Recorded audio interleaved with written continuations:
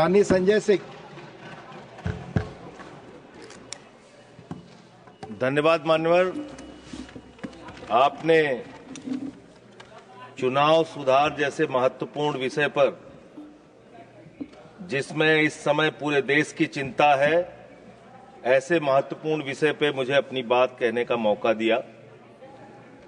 मान्यवर, वोट का अधिकार एक लंबे संघर्ष के बाद हिंदुस्तान को मिला। अंग्रेजों ने 190 साल तक हिंदुस्तान पर राज किया। उनके खिलाफ हमारे क्रांतिकारियों ने, शहीद आजम भगत सिंह ने कुर्बानी दी, शहीद सुखदेव ने कुर्बानी दी, शहीद राजगुरु ने कुर्बानी दी, शहीद राम प्रसाद बिस्मिल ने कुर्बानी दी, शहीद खुदीराम बोस ने कुर्बानी दी, शहीद अशफाक उल्लाह ने कुर्बानी दी, शहीद रोशन सिंह ने कुर्बानी दी, और राष्ट्रपिता महात्मा गांधी ने त्याग और बलिदान से इस देश को आजाद कराया। और जब हमारा मुल्क आजाद हुआ तो भारत के संविधान के रचयिता बाबा साहब डॉक्टर भीमराव अंबेडकर जी ने कहा, इस देश में वोट के मामले में सब समान होंगे। राष्ट्रपति के वोट की भी गिनती एक होगी, प्रधानमंत्री के वोट की भी गिनती एक होगी, मुख्यमंत्री के वोट की गिनती भी एक होगी, सांसद विधायक के भी वोट की गिनती एक होगी, और गांव में रहने वाले मजदूर के वोट की गिनती, दलित के वोट की गिनती, पिछड़े समाज के लोगों के वोट की गिनती, आदिवासी के वोट की गिनती एक होगी। आज एसआईआर के जरिए ये जो चर्चा पूरे देश में खौफ का माहौल बना हुआ है, क्या वास्तव में एसआईआर के जरिए आप मतदाता सूची को साफ करना चाहते हैं या वोटर को ही साफ करना चाहते हैं? आपका मकसद वोटर को साफ करने का है, आपका मकसद वोट चोरी का है, आपका मकसद मतदाताओं की सूची को सही करने का नहीं है। इसलिए यह चिंता है सबको। और दूसरी बात, क्या यह संवैधानिक अधिकार चुनाव आयोग के पास है? मान्यवर, बाबा साहब डॉक्टर भीमराव अंबेडकर जी ने जो देश का संविधान लिखा, हालांकि आपको गांधी से भी समस्या है, अंबेडकर से भी समस्या है, आपकी नेता प्रज्ञा ठाकुर तो राष्ट्रपिता महात्मा गांधी के बारे में अपशब्दों का इस्तेमाल करती हैं। आप लोगों को गांधी के आदर्शों से कोई लेना देना नहीं। विषय पे ही बोल रहा हूं। विषय है ये, विषय पे बोल रहा हूं। डिस्कशन, गांधी के त्याग से ही वोट का अधिकार मिला है सर। बोले सर, गांधी के त्याग से ही वोट का अधिकार मिला। अलग अलग बहस करने की आपका नहीं तो अगर गांधी का नाम ले लिया तो इसमें क्या समस्या है? आप समस्या सर, इसमें क्या समस्या है? आप विषय पर बोलिए, विषय पर बोलिए सर। बाबा साहब डॉक्टर भीमराव अंबेडकर जी ने जो संविधान लिखा, उस संविधान की धारा 327 क्या कहती है? Power of parliament to make provision with respect to elections to legislatures subject to the provisions of this constitution, parliament from time to time by law make provision with respect to all matters relating to or in connection with elections to either house of parliament or to the house of or either house of the legislature of a state, including the preparation of electoral rolls, the delimitation of constituencies and all other matters necessary of securing the due constitution of such house or houses। इसको हिंदी में भी पढ़ देगा जरूर। भारत के संविधान की धारा 327 कहती है, इस संविधान के प्रावधानों के अधीन रहते हुए संसद समय समय पर विधि द्वारा संसद के किसी भी सदन या किसी राज्य के विधानमंडल के सदन या किसी सदन के चुनाव से संबंधित सभी मामलों के संबंध में प्रावधान कर सकती है, जिसमें मतदाता सूची तैयार करना, निर्वाचन क्षेत्रों का परिसीमन करना और ऐसे सदन या सदनों के विधिवत गठन को सुनिश्चित करने के लिए आवश्यक अन्य सभी मामले शामिल हैं। यानी कि चुनाव के मतदाता सूची बनाने से लेकर, परिसीमन करने से लेकर चुनाव संपन्न कराने तक का जो अधिकार चुनाव आयोग को मिलता है वो धारा 327 के तहत मिलता है, संविधान के तहत मिलता है। उसी के तहत चुनाव आयोग काम करेगा। चुनाव आयोग कोई राजनीतिक पार्टी नहीं है, उसको चुनाव नहीं लड़ना है। चुनाव लड़ना है राजनीतिक पार्टियों को। राजनीतिक पार्टियां बैठती हैं पार्लियामेंट में और संविधान के मुताबिक जो 327 के तहत पावर चुनाव आयोग को दी जाएगी, उसी के तहत चुनाव संपन्न होगा। अब आगे आ जाइए सर। अब लोक प्रतिनिधित्व कानून 1950 क्या कहता है, जिसमें मतदाता सूची का जिक्र है। इसमें साफ तौर पे लिखा हुआ है, इसकी धारा 20 उपधारा 3 में अंतर्विष्ट किसी बात के होते हुए भी निर्वाचन आयोग किसी भी निर्वाचन क्षेत्र या निर्वाचन क्षेत्र के भाग के लिए निर्वाचक नामावली में ऐसी रीति में जिसे वह ठीक समझे विशेष पुनरीक्षण के लिए निर्देश उन कारणों से जो अवलिखित किए जाएंगे किसी भी समय दे सकेगा। कारण अवलिखित किए जाएंगे, ये साफ तौर पे यहां लिखा हुआ है।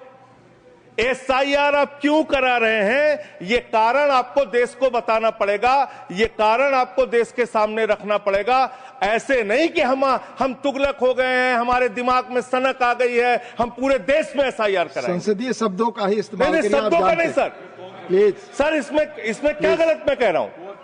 क्या तुगलकी फरमान जारी करके एसआईआर कराया जा सकता है? पॉइंट ऑफ ऑर्डर क्या है? पॉइंट ऑफ ऑर्डर किस रूल के तहत? 238 हाँ बोलिए। Clause 5, reflect upon the conduct of persons in high authority unless the discussion is based on a substantive motion. I have already intervened. Please take your seat. हाँ माननीय संजय जी बोलिए आप।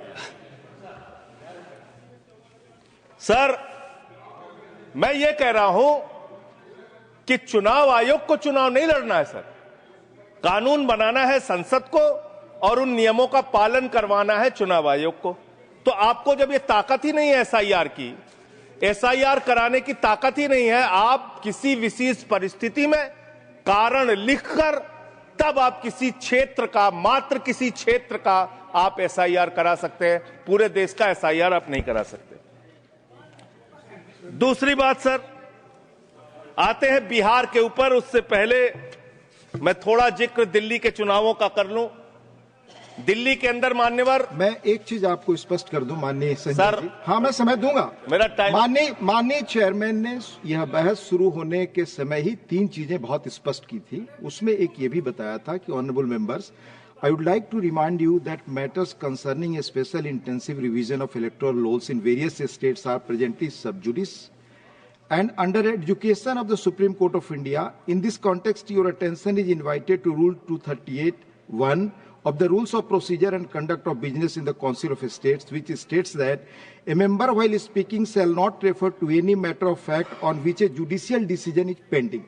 Already judicial decision pending. Judicial decision पे तो मैं बात ही नहीं कर रहा हूं। Anything by you breach, sir जो प्रक्रिया संपन्न हो गई मैं उसकी और आपका इशारा कर रहा हूं सर। डिसीजन की तरफ सर चुनाव सुधार, मैं सुप्रीम कोर्ट के बारे में कोई बात ही नहीं कर रहा हूं सर। यू आर डिस्कसिंग ऐसा, मैं तो सिर्फ प्रोसेस के बारे में बात कर रहा हूं। मैंने आपको बता दिया, प्लीज आप बोले। सर देश में जो दिल्ली का जो चुनाव हुआ सर, उस दिल्ली के चुनाव में हमने बार बार शिकायत की चुनाव आयोग से। चुनाव आयोग चुनाव के दौरान दी गई शिकायतों को गंभीरता से लेने और उसका निस्तारण करने के लिए बना है। दिल्ली के अंदर जो नई दिल्ली कॉन्स्टिट्यूएंसी है, अरविंद केजरीवाल जी की कॉन्स्टिट्यूएंसी, वहां पर सर चुनाव शुरू होने से पहले ही 42,000 वोट काट दिए गए। 42,000 वोट काट दिए गए। उसका कोई कारण पता नहीं क्यों काट दिए गए, वो 42,000 वोट काट दिए गए।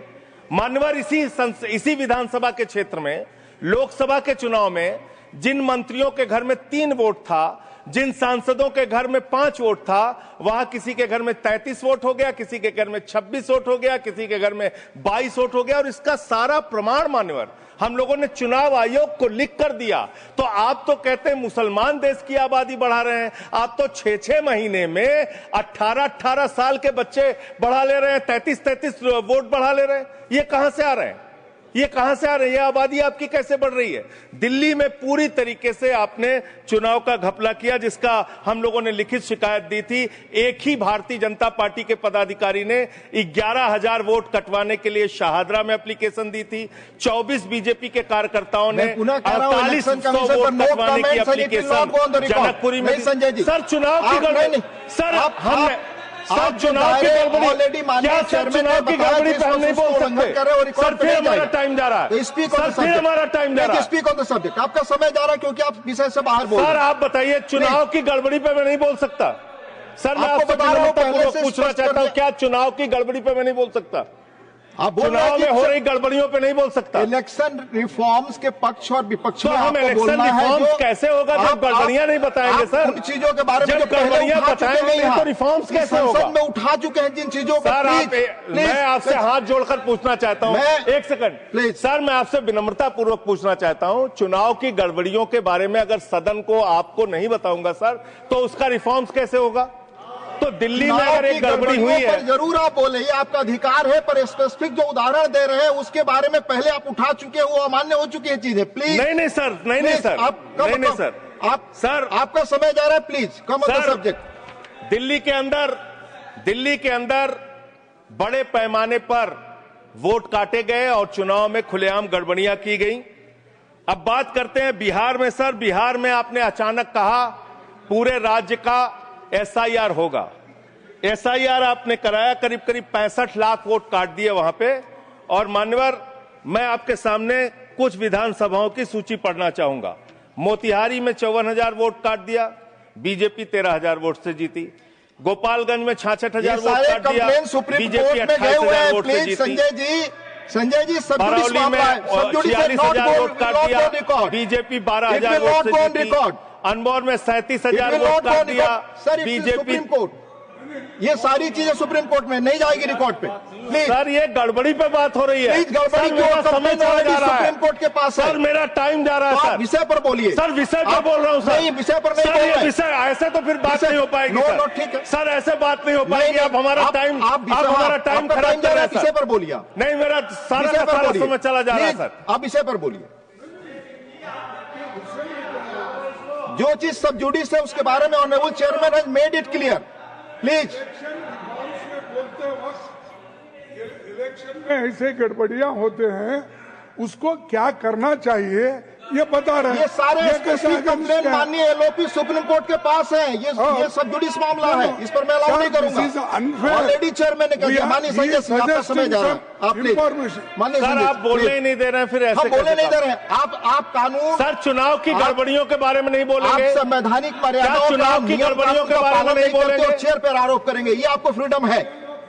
आप कुछ भी कह सकते हैं नियम कायदे के बाहर जाकर के। ठीक है सर, दूसरी बात सर, प्लीज EVM का इस्तेमाल देश के अंदर शुरू हुआ। प्लीज।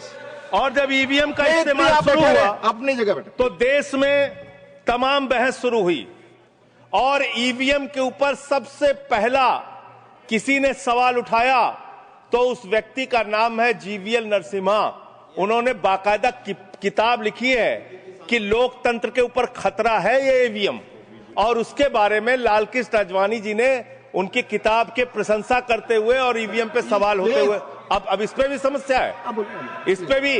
तो उस पे पूरा EVM के ऊपर सबसे पहले इन लोगों ने सवाल उठाया। EVM किन किन देशों में था और कहां कहां बैन हो गया, मैं पढ़ के बता दे रहा हूं। जिन जिन देशों में बैन हो गया, जर्मनी में, नीदरलैंड में, आयरलैंड में, UK में, फ्रांस में, पुर्तगाल में, इटली में, ऑस्ट्रेलिया में, नॉर्वे में, कनाडा में, बेल्जियम में, साउथ कोरिया में, इन तमाम देशों में EVM था। EVM बंद हो गया। लेकिन मुझे एक मन में शंका होती है जो आपके माध्यम से उधर बैठे हुए लोगों से पूछना चाहता हूं। प्रधानमंत्री जी का आप बहुत गुणगान करते हैं। आप कहते हैं प्रधानमंत्री जी बहुत लोकप्रिय हैं, प्रधानमंत्री जी की लोकप्रियता चमक रही है, वो महामानव हैं, विश्व गुरु हैं। तो ये कौन सी लोकप्रियता है प्रधानमंत्री जी की कि भाई